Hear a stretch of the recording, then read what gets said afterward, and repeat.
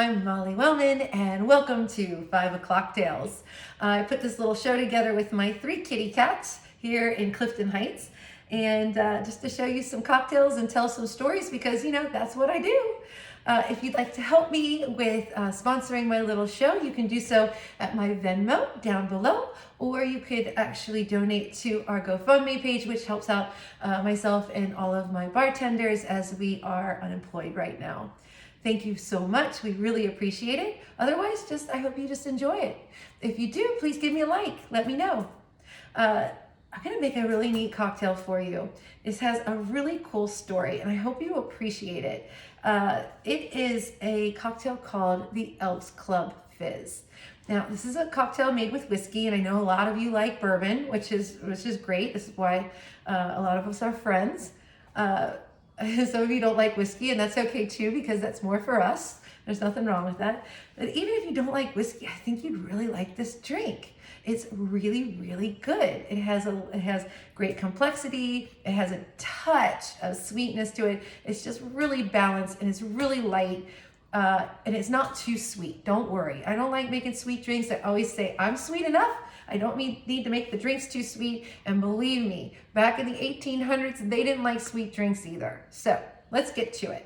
This drink, the Elks Club Fizz. This was created by a guy named Peter Cinder. Now, Peter Cinder, he was from St. Paul, Minnesota. And he was a bartender there. And he sent in this recipe to a famous magazine in New York called the National Police Gazette. Now, if you ever hear me speak lately, especially last year, I am obsessed with the National Police Gazette. I think it's just so interesting. But they would have bartenders send in these recipes, and they would vote on them, and then they would award the winning bartenders a really cool bartender's medal, which I'm sure the bartenders were so excited about. I think I would be. But Peter won this medal for this drink. Now, I got to thinking, why did he call it an Elks Club Fizz? Was he an elk? I don't know. So I dug a little. I went and I did some research because I like doing that as well.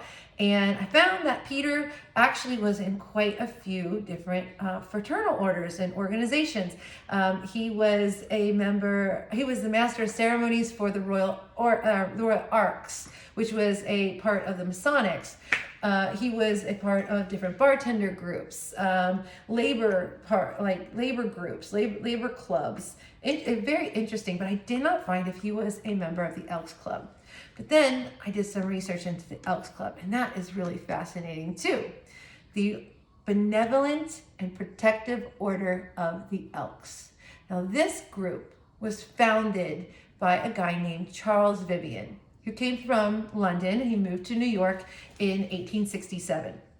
When he came to New York in 1867, he got off the boat, and the first thing he did, of course, was go to a saloon.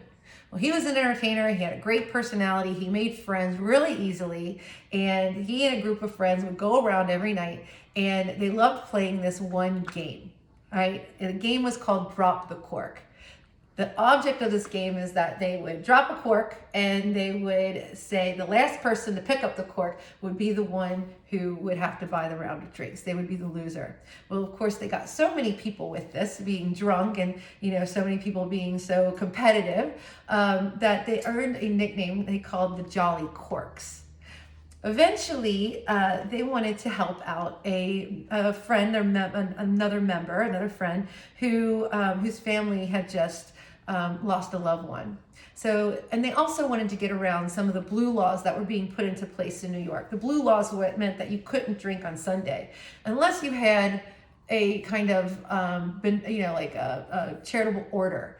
And so they formed the Benevolent and Protective Order of Elks. It was formed for, drinking. So I could see Peter being interested in that and maybe calling this the Elks Club because of that.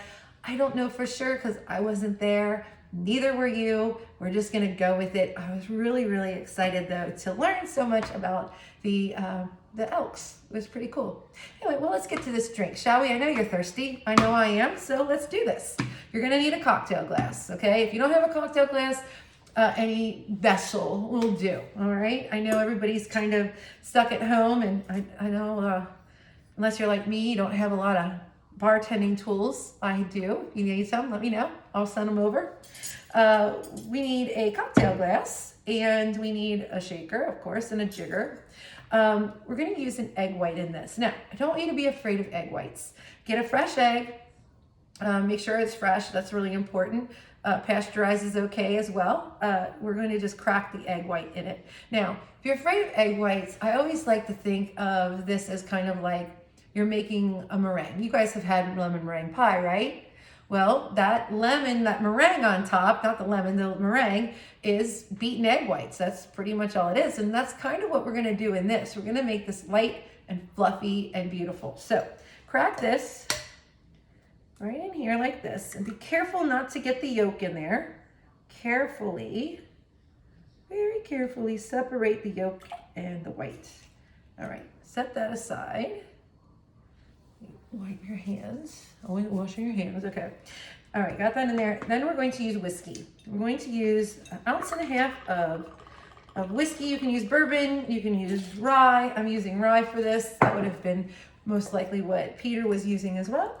We're going to use port. Now the other day we used a port in a drink. So if you have it, you got it, you can still use it for this drink too. We're gonna use 1/2 ounce to a 3/4 ounce. I'll use a 3/4 ounce. I like what port does to a drink.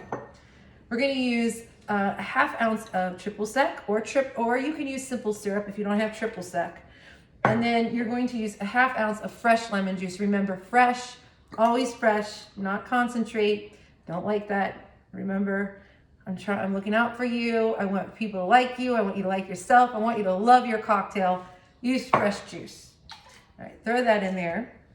And then we're going to give this a shake. Now, I'm going to give this a little dry shake first. I want it to be light and fluffy and beautiful.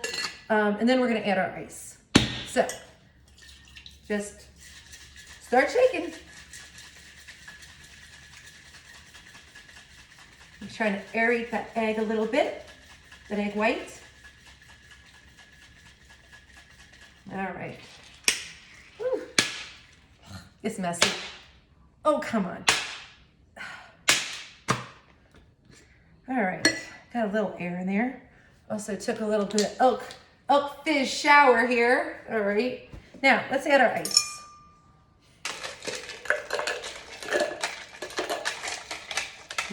Right in there. All right, put your cocktail glass back on there and give it a nice long shake.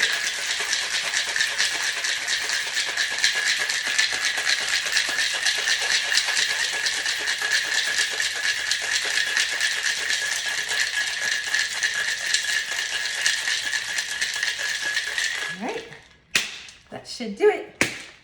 Oh, goodness. Give you a little workout, you know? Been sitting around, this is exercise as well. When you're a bartender, you don't have to go to the gym, you just shake a lot of cocktails. All right, now pour this right into the glass like so. Ooh, isn't that pretty?